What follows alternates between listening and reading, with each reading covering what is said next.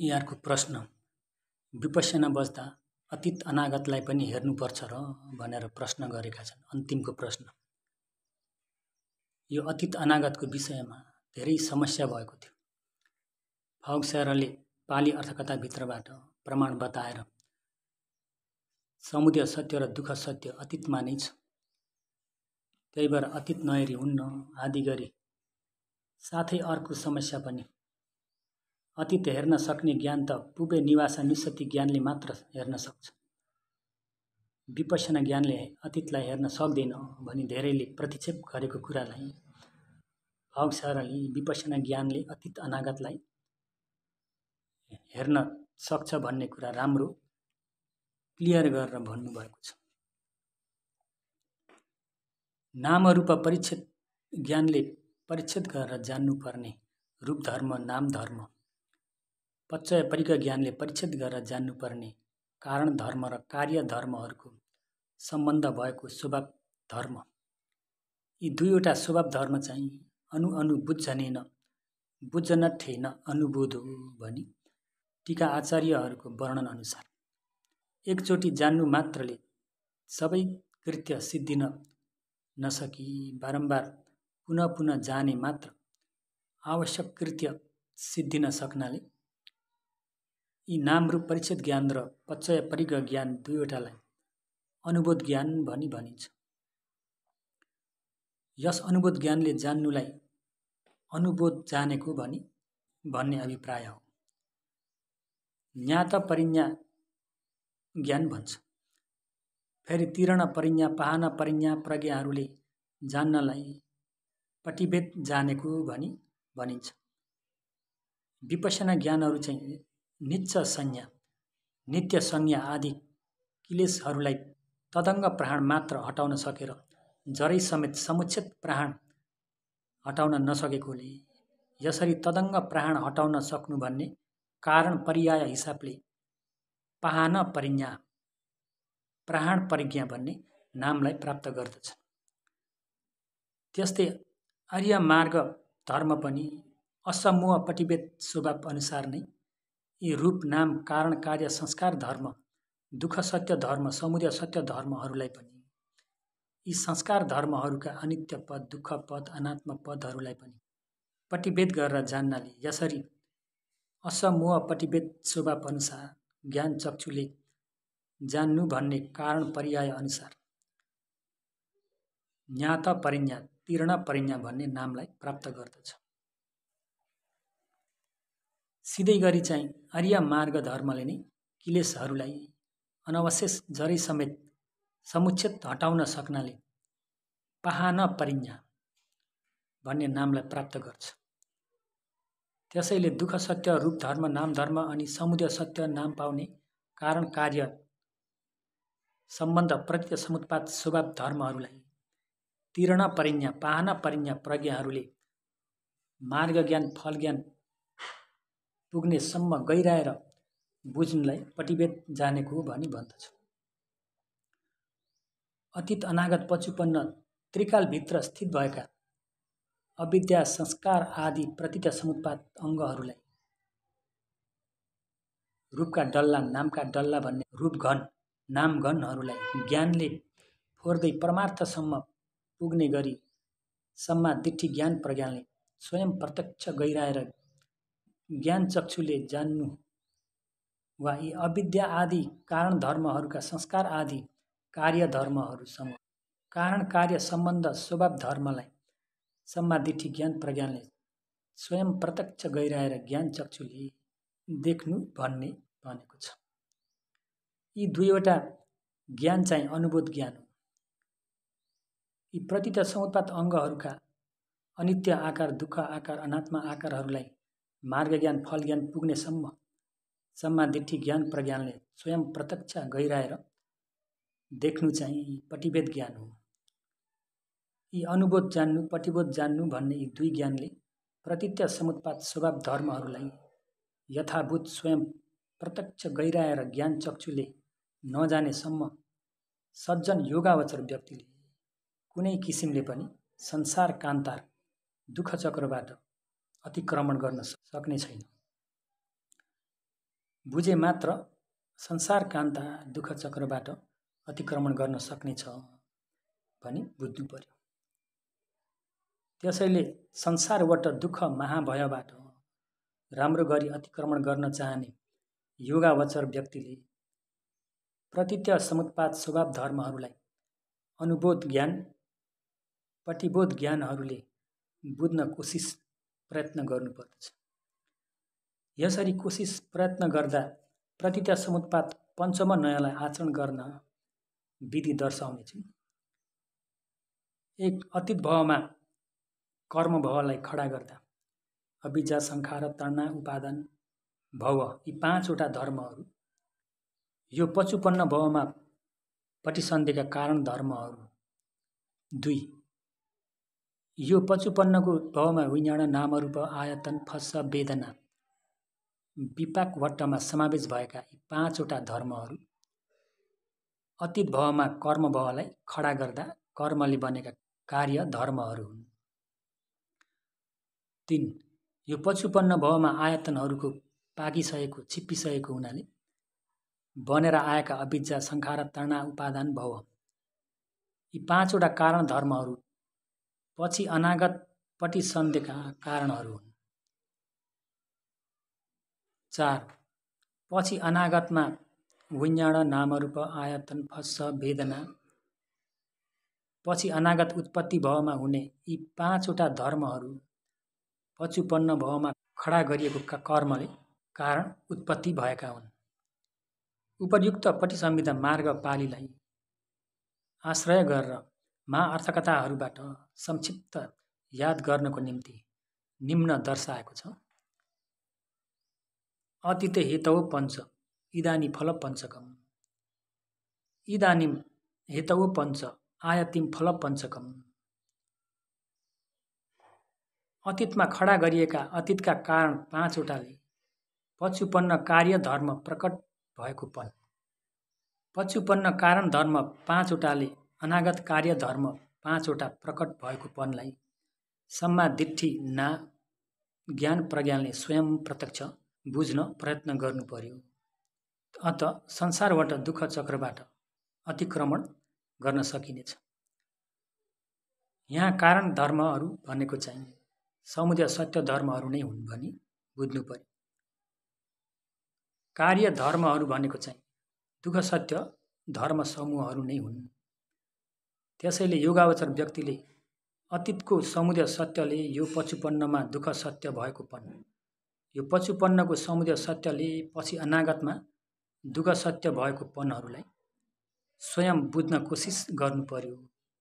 समुदय सत्य भनेको कुन चाहिँ हो भन्दा भगवानले अभिधम्म विभङ्ग पालीमा 1 तृष्णालाई समुदय सत्य भनी भन्नुभएको छ। 2 तृष्णासहित सबै क्लेशलाई समुदय सत्य भनी भन्नुभएको छ। 3 सबै अकुशललाई समुदय सत्य भनी भन्नुभएको छ। 4 सबै अकुशल धर्म र आश्रमहरूको आरमण भएको संसार वट्टलाई घुमाइदिने अलोभ अदोष अमोह भन्ने कुशल मूल धर्मलाई समुदय सत्य भनी भन्नुभएको छ।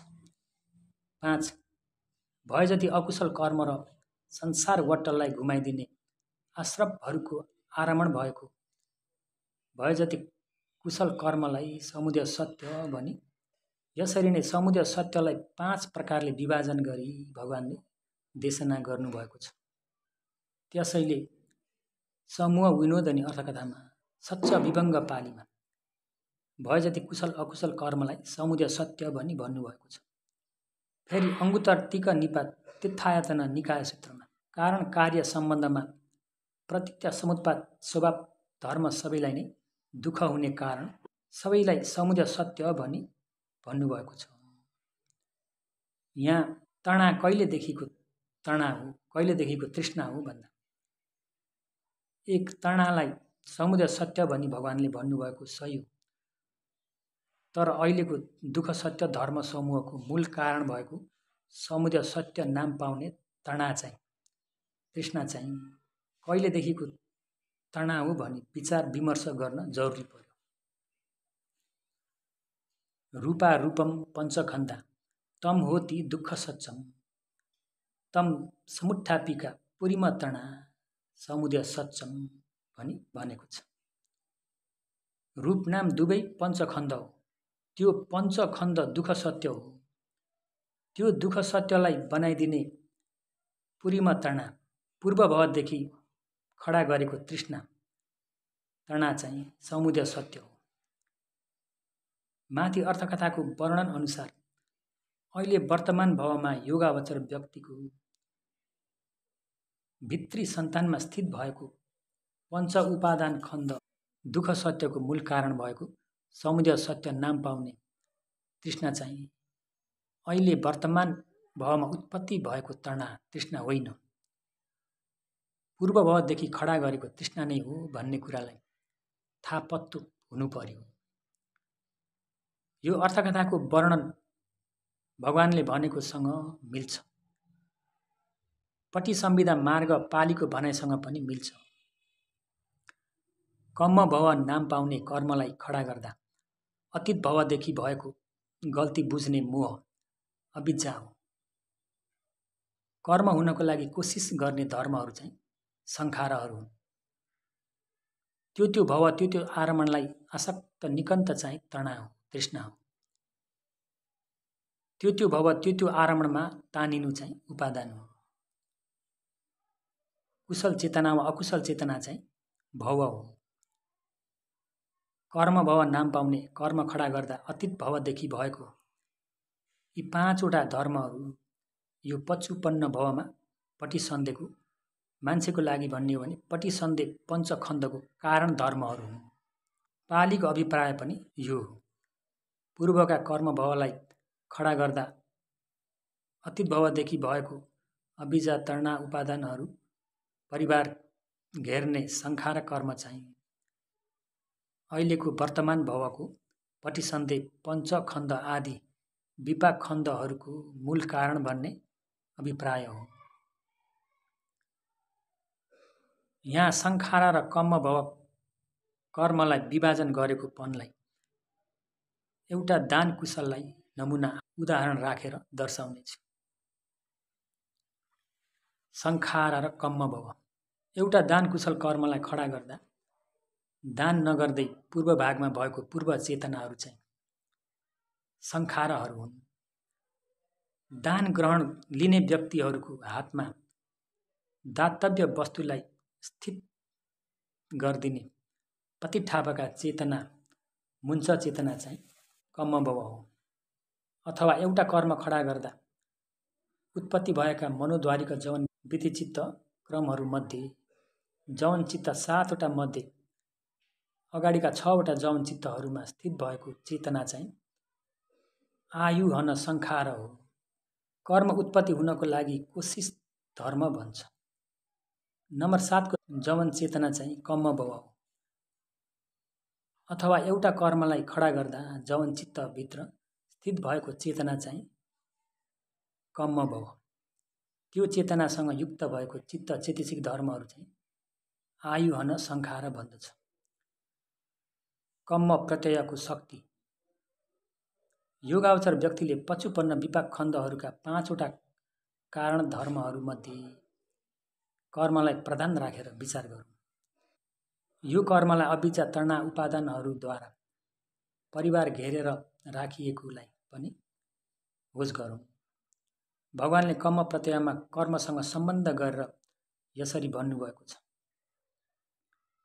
कुशल कर्म अकुशल कर्मद्वारा विपाक खण्डहरूलाई पनि कर्म गरिसकिएकोले उत्पत्ति भएर आउने कर्मज रूपहरूलाई पनि कम्म प्रत्यय शक्तिले उपकार गर्दछ।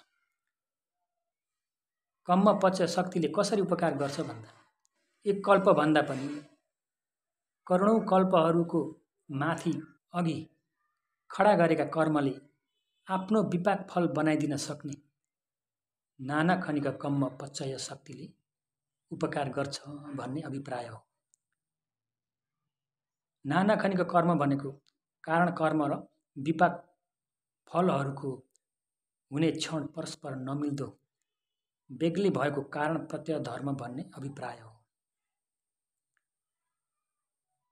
विस्तृत भन्ने हो भने कुशल कर्म अकुशल कर्मले आफू हुँदै गरेको क्षणमा फल दिन सक्दैन। यदि आफू हुँदै गरेको क्षणमा फल दिन सके कुशल पुण्य गर्ने बित्तिकै देवलोक पुग्ने थियो, तर पुग्न सक्दैन। त्यो कर्मलाई खडा गरेको क्षणबाट अन्य क्षणमा यो कर्म उत्पातस्थित भङ्गको रूपमा प्रकट नभए तापनि कर्मलाई गरिसकिएको हुनाले यो कर्म दिट्ठधम्म वेदनीय कर्म भए प्रत्यक्ष भावमा, उपपज्ज वेदनीय कर्म भए द्वितीय भावमा, अपरापरीय वेदनीय कर्म भए तृतीय भावदेखि लिएर पुग्न योग्य भएको भावमा। कुशल कर्म हो भने गति सम्पत्ति, उपधि सम्पत्ति, काल सम्पत्ति, पयोग सम्पत्ति। अकुशल कर्म भए गति विपत्ति, उपधि विपत्ति, काल विपत्ति, पयोग विपत्ति भन्ने शेष कारणहरूसँग मिल्ने विद्यमान भए फललाई बनाइदिन सक्छ, फल दिन सक्छ। पूर्व शिल्प विद्या सिक्नु पछि शिल्प विद्या सिक्नुलाई उपकार गर्दा फल समय नमिली अन्य कालमा पुगे मात्र उपकार गरे जस्तै, अभ्यास भइसकेपछि कुशल भएर आए जस्तै। कर्म चेतना पनि कर्म खडा गर्ने बित्तिकै उपकार गर्दैन, फल दिन सक्दैन, पछि फल दिन्छ। त्यसैले नाना खण्डिका कर्म भनी भन्छ, नाना खण्डिका कर्म। त्यस्तै अतीतका 5वटा कारण धर्महरूमध्ये कर्मलाई प्रधान राखेर सोच्ने हो भने अतीतदेखि खडा गरेको समुदय सत्यले नै यो भावमा दुःख सत्यहरू प्रकट भएको कुरा स्वीकार गर्न सकिन्छ। यदि अतीतदेखि खडा गरेको समुदय सत्य नाम पाउने कर्मले यो 55 भावमा पटिसन्धे पञ्चखण्ड आदि दुःख सत्य प्रकट भएकोलाई स्वीकार गर्न नसके पारमी पुरा भर्न आवश्यक नपर्ने जस्तै हुन जान्छ। किन भन्दा अतीत भवदेखि खडा गरेको समुदय सत्यले गर्दा यो भव विपाकबाट दुःख सत्य धर्महरू प्रकट भएकोलाई स्वीकार गर्न नसक्नाले नै हो भनी बुझ्नु पर्यो। अनुमान र प्रत्यक्ष।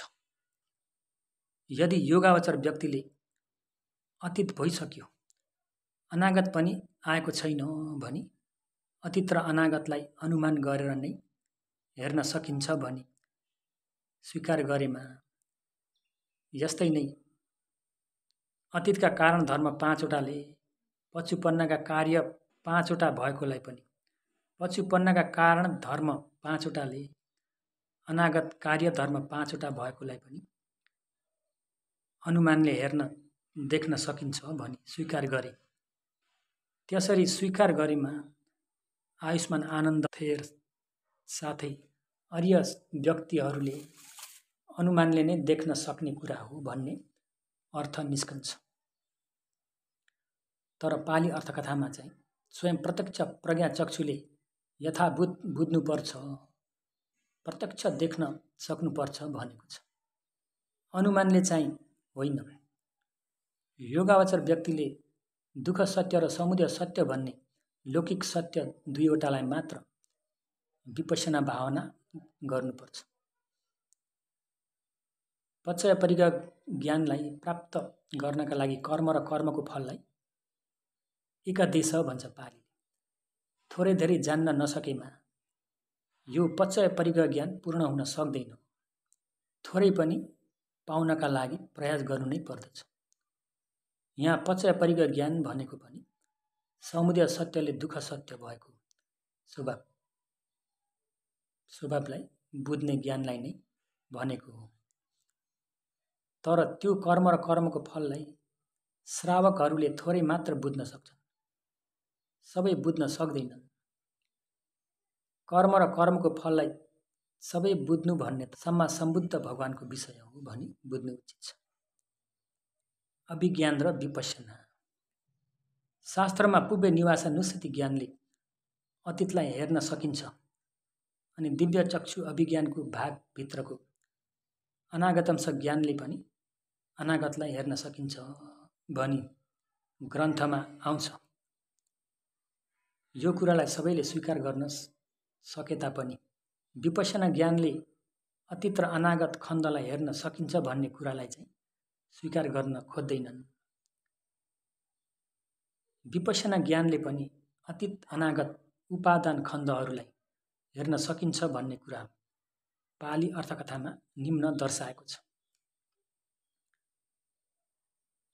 यही केची बिखौवे समणावा ब्राह्मणावा अनेकविधं पुब्बे निवासम अनुसरमाना अनुसरन्ति सब्बे ते पञ्चुपादानक खण्डे अनुसरन्ति एतेषां वा अन्यतरं संयुक्त पाली 2 पृष्ठ 71 खज्जनीय सूत्र। पुब्बे निवासन्ति न इदम अभिज्ञावशेन अनुसरणं सन्धाय उत्तम आदि गरी संयुक्त अर्थकथा 2 पृष्ठ 266 मा भगवानले यो कुरालाई पुब्बे निवास नुस्सति अभिज्ञानले पूर्व भवलाई हेर्न सकेकोलाई उद्देश्य गरेर भन्नुभएको होइन। विपश्यना ज्ञानको प्रभावले नै पूर्व भव हेर्नुलाई उद्देश्य गरेर भन्नुभएको हो भनी बुझ्नु उचित छ। सब्बे ते पञ्चुपादान खण्डे अनुसरन्ति एतेषां वा अन्यतरं भनेको मतलब पुब्बे निवास नुस्सति अभिज्ञानको प्रभावले पूर्व भवमा बसेको खण्ड क्रमलाई ज्ञानले क्रमश हिँडेर स्मरण गर्ने श्रवण ब्राह्मणलाई एक लोकोत्तर धर्महरू समावेश भएका पञ्चखण्डहरू पनि 2 लोकोत्तर धर्महरू समावेश नभएका उपादान खण्डहरू पनि 3 खण्डसँग सम्बन्ध भएको जातीय कुल वंश रूप आहार सुख दुःख आदिहरू पनि 4 अनेक नाम पञ्यतिहरू पनि। यी 4 किसिम चाहिँ पुब्बे निवास नुस्सति अभिज्ञानको आरम्भ नै हो। अहिले यहाँ भगवानले यो पुब्बे निवास नुस्सति ज्ञानले आरम्भ गरेकोलाई भन्नुभएको होइन। अतीतमा बसेको पञ्च उपादान खण्डलाई वा एक एक खण्डलाई ज्ञानले हेर्न सकेकोलाई मात्र भन्नुभएको हो भनी बुझ्नु उचित छ। पुब्बे निवास नुस्सति ज्ञानको प्रभावले नभनी विपश्यना ज्ञानले पूर्व भवमा बसेको खण्ड क्रमलाई स्मरण गर्दा कुनै पुद्गल सत्वलाई स्मरण गरेको होइन। अतीतमा निरोध भएको रूप वेदना संज्ञा संखार र विञ्जानलाई नै विपश्यना ज्ञानले स्मरण गर्न सकेको भन्ने अभिप्राय हो। यो चाहिँ पुब्बे निवास नुस्सति अभिज्ञान र विपश्यना ज्ञानहरूको शक्ति भेद हो। विपश्यना ज्ञानले पनि अतीत अनागतलाई हेर्न सक्ने कुरा शास्त्र प्रमाण देखाएको हो भनी बुझ्नु उचित छ। यतिमै समाप्त गरौँ।